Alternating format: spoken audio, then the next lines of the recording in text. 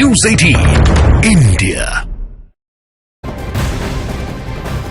लोकसभा में आज श्वेत पत्र पर नियम 342 के तहत करीब 8 घंटे तक चर्चा होने वाली है। लोकसभा में चर्चा की शुरुआत झारखंड से बीजेपी के सांसद निशिकांत दुबे करेंगे। चर्चा के दौरान निशिकांत दुबे के अलावा सुनीता दुग्गल, इनके अलावा तेजस्वी सूर्या, जयंत सिन्हा समेत दूसरे सांसद भी श्वेत पत्र पर बीजेपी की तरफ से अपनी बात रखते हुए दिखाई देंगे।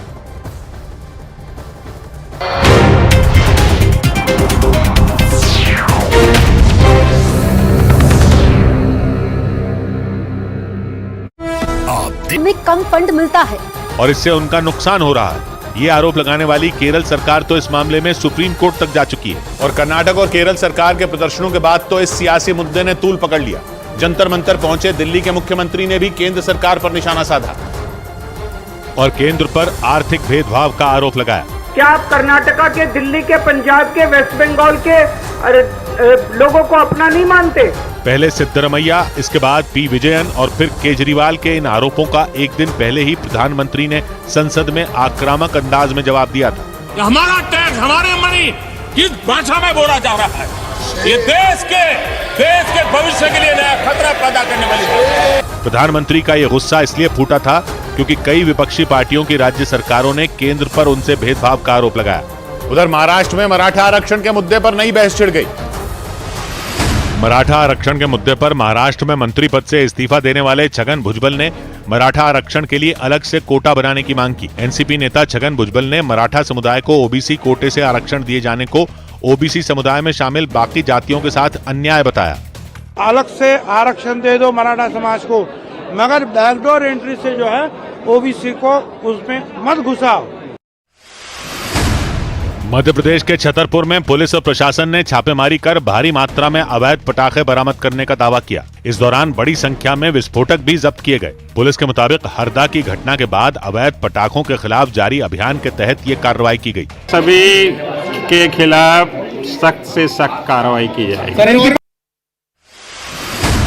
पटना में विश्व हिंदू परिषद के राष्ट्रीय अध्यक्ष डॉक्टर RN सिंह से अवैध वसूली की मांग करने वाले आरोपी को पुलिस ने गिरफ्तार कर लिया। आरोप है कि अवैध वसूली के लिए उन्हें जान से मारने की धमकी भी दी गई थी। बड़ी खबर आई किसानों के प्रदर्शन से जुड़ी। दिल्ली नोएडा बॉर्डर पर धरना दे रहे किसानों का प्रदर्शन खत्म हो गया।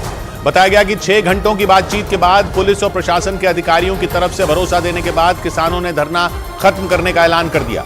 सरकार से मुआवजा बढ़ाने समेत कई मांगों को लेकर किसान संसद भवन जाने के लिए दिल्ली कूच कर गए थे, लेकिन पुलिस ने उन्हें दिल्ली और नोएडा के बीच मौजूद चिल्ला बॉर्डर पहुंचने से पहले ही रोक लिया। लेकिन कई घंटों की बातचीत के बाद किसान धरना खत्म करने पर राजी हो गए, क्योंकि सुबह से ही उत्तर प्रदेश के नोएडा में दिल्ली की सीमाओं पर किसानों ने अपनी मांगों को लेकर डेरा डाल रखा था। नोएडा प्राधिकरण के खिलाफ धरने पर बैठे किसानों ने दिल्ली की तरफ कूच किया। उनकी तैयारी संसद का घेराव कर विरोध जताने की थी। जानकारी के मुताबिक पिछले 60 दिन से अपनी मांगों को लेकर किसान नोएडा प्राधिकरण के दफ्तर के बाहर धरने पर बैठे थे और जब इनकी मांगों को नहीं माना गया तो हजारों की संख्या में किसान दिल्ली कूच कर गए। किसानों के दिल्ली मार्च करने की वजह से नोएडा को दिल्ली से जोड़ने वाली तमाम सड़कों पर भयंकर जाम लग गया। किसानों के दिल्ली कूच की जो तस्वीरें सामने आई, उनमें बड़ी संख्या में किसान पैदल और ट्रैक्टर ट्रॉली से दिल्ली की तरफ बढ़ते दिखाई दिए। महिलाओं का जत्था भी नारे लगाते हुए तेजी से सड़क पर बढ़ता नजर आया। इसके बाद पुलिस और प्रशासन ने जगह जगह किसानों को रोकना शुरू किया। सबसे पहले किसानों को महामाया फ्लाईओवर के आगे दलित प्रेरणा स्थल के पास बैरिकेड लगाकर रोका गया। वहां से आई एक तस्वीर में सड़क पर किसानों का सैलाब दिखा। हाथों में तिरंगा लेकर किसानों की भीड़ सड़क पर धरना देती नजर आई। वहां से पुलिस के साथ किसानों की धक्का मुक्की की भी खबरें आई। बताया गया कि करीब 1 घंटे की बातचीत के बाद किसानों ने बैरिकेडिंग तोड़ दी और चिल्ला बॉर्डर की तरफ बढ़ने लगे। लेकिन चिल्ला बॉर्डर पहुंचने से पहले सेक्टर 18 के फ्लाईओवर के पीछे किसानों को दोबारा रोक लिया गया, जिसके बाद किसानों ने सड़क पर ही धरना शुरू कर दिया। लेकिन दिल्ली की सीमा पर हजारों की संख्या में डटे किसानों ने पुलिस और प्रशासन की मुसीबत बढ़ा दी, क्योंकि किसानों ने 2 टूक कह दिया था कि वो हर हाल में विरोध जताने के लिए संसद भवन तक मार्च करके ही रहेंगे। यानी किसान किसी भी सूरत में अपने कदम पीछे खींचने के लिए तैयार नहीं है। इसीलिए पुलिस और प्रशासन के अधिकारियों की परेशानियां बढ़ गईं। दिल्ली और नोएडा के बीच मौजूद चिल्ला बॉर्डर पर किसानों को रोकने के लिए तगड़े इंतजाम किए गए।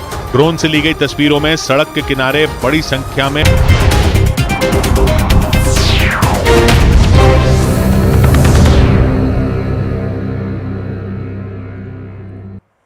महाकोश कच्ची घानी सरसों तेल और रिफाइंड सोयाबीन ऑयल चुनो सही। हल्द्वानी में अवैध मस्जिद और मदरसा तोड़ने पर हुआ बवाल। उपद्रवियों ने पुलिस की गाड़ियों में लगाई आग। दंगाइयों को देखते ही गोली मारने के आदेश। प्रशासन ने इलाके में लगाया कर्फ्यू। गोली लगने से एक की मौत।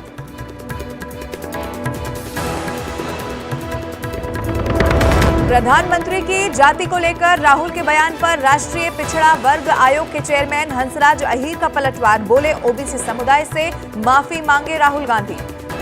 जितनी बड़ी बयानबाजी की उन्होंने, इतनी बड़ी ओबीसी कम्युनिटी की जाति के बारे में, उस जाति से माफी मांगी राहुल जी ने। पाकिस्तान की नेशनल असेंबली के चुनाव में हो सकता है बड़ा उलटफेर। कुछ घंटों के बाद होगा औपचारिक ऐलान। वोटों की शुरुआती गिनती में पीटीआई नवाज शरीफ और बिलावल भुट्टो की पार्टी को पछाड़ते हुए बहुत आगे निकलती दिख रही है।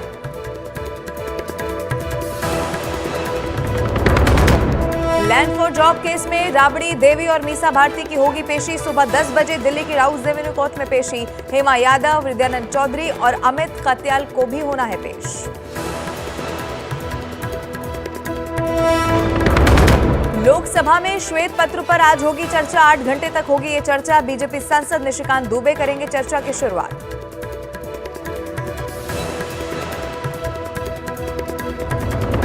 चंडीगढ़ में किसान नेताओं, सीएम भगवंत मान और 3 केंद्रीय मंत्रियों की हुई बैठक। किसानों की मांगों पर हुई चर्चा। किसानों का 13 फरवरी के आंदोलन को कायम रखने का ऐलान।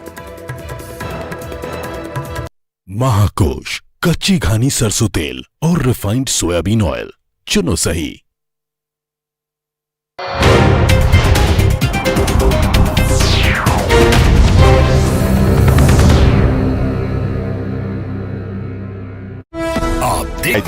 ताकि उनके जरिए किसानों को दिल्ली में दाखिल होने से रोका जा सके। इसके अलावा वहां बड़े अधिकारियों के साथ भारी संख्या में पुलिस के जवान तैनात नजर आए। कोशिश यही रहेगी कि किसी भी तरह की ट्रैक्टर ट्रॉली यहाँ पे बॉर्डर क्रॉस करके दिल्ली एंटर ना कर पाए। लेकिन पुलिस के सामने सबसे बड़ी चुनौती किसानों को प्रदर्शन खत्म करने के लिए मनाना है। लेकिन लाख कोशिश के बाद भी किसान संसद भवन का घेराव करने पर अड़े रहे। या तो आप हमें बैठने की जगह दे दो यहाँ, नहीं तो हम दिल्ली कूच करेंगे। हमारे जो कई हजार लोग आपने पकड़े हुए हैं उनको छोड़ दो, यहाँ से हिलने वाले नहीं है। किसानों के मुताबिक जब सरकार जमीन लेती है तो मुआवजे का 10% पैसा काट लेती है।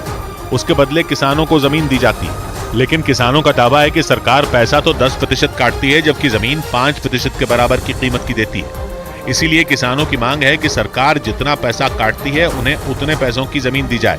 और अपनी इसी मांग को लेकर किसान दिल्ली में संसद भवन का घेराव करने निकल गए। लेकिन जब नोएडा में पुलिस ने उन्हें रोका तो हजारों की संख्या में किसान सड़क पर ही धरने पर बैठ गए। इसकी वजह से दिल्ली और नोएडा को जोड़ने वाली सड़कों पर भयानक जाम लग गया। क्योंकि दिल्ली की तरफ बढ़ते किसानों को रोकने के लिए पुलिस ने जगह जगह बैरिकेड लगा दिए। कई सड़कों को बंद करना पड़ा। लेकिन लोगों की परेशानी तब और बढ़ गई जब पुलिस ने नोएडा और ग्रेटर नोएडा को जोड़ने वाले एक्सप्रेसवे को बंद कर दिया। इसकी वजह से वहां कई किलोमीटर लंबा जाम लग गया। गाड़ियां सड़कों पर चलने के बजाय रेंगती नजर आई। ये रास्ता जो कि ग्रेटर नोएडा से नोएडा की तरफ आता है, महामाया फ्लाईओवर के पास इसको यहाँ पर रोका गया है क्योंकि आगे किसानों का धरना प्रदर्शन चल रहा है। हालांकि किसानों को चिल्ला बॉर्डर तक पहुंचने से पहले ही पुलिस ने दलित प्रेरणा स्थल के पास रोक लिया। धरने पर बैठे किसानों को प्रशासन के अधिकारी मनाने में जुटे रहे, लेकिन किसान अपनी जगह से टस से मस नहीं हुए। किसानों का आरोप है कि कई दिनों तक प्रदर्शन के बाद भी उनकी मांगे नहीं मानी गई। इसी वजह से दबाव बनाने के लिए एक दिन पहले 7 फरवरी को किसान महापंचायत बुलाई गई और उसी महापंचायत में अगले दिन दिल्ली में संसद भवन तक विरोध मार्च निकालने का ऐलान किया गया। लेकिन किसानों के इस मार्च की वजह से नोएडा की ट्रैफिक व्यवस्था पूरी तरह चरमरा गई।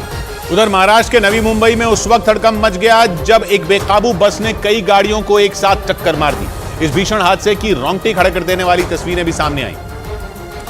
और उन तस्वीरों में दिखा कि तेज रफ्तार में आई उस बस ने एक माल ढोने वाली गाड़ी में जोरदार टक्कर मार दी। इस दिल दहला देने वाले हादसे से कुछ देर पहले के वीडियो में 2 लोग बड़े ही आराम से उस माल ढोने वाली गाड़ी से सामान उतारते दिखे। एक आदमी गाड़ी के अंदर से लोहे का सामान उठाकर नीचे खड़े शख्स को थमाता दिखाई दिया। इस दौरान पास में ही एक स्कूटर सवार भी नजर आया। उन लोगों को बिल्कुल भी अंदाजा नहीं था कि अगले ही कुछ सेकंड में वहां क्या होने वाला। माल ढोने वाली गाड़ी से सामान उतार रहा वो आदमी एक बोरी को उठाने ही वाला था कि इतने में उसे किसी अनहोनी की आशंका हुई। उसने गाड़ी की बाईं ओर झांककर देखा तो सामने उसे मौत की शक्ल में वो बेकाबू बस नजर आई। बस इतना पास आ गई कि सामान उतार रहे दोनों आदमी सब कुछ छोड़ छाड़ कर वहां से भागे।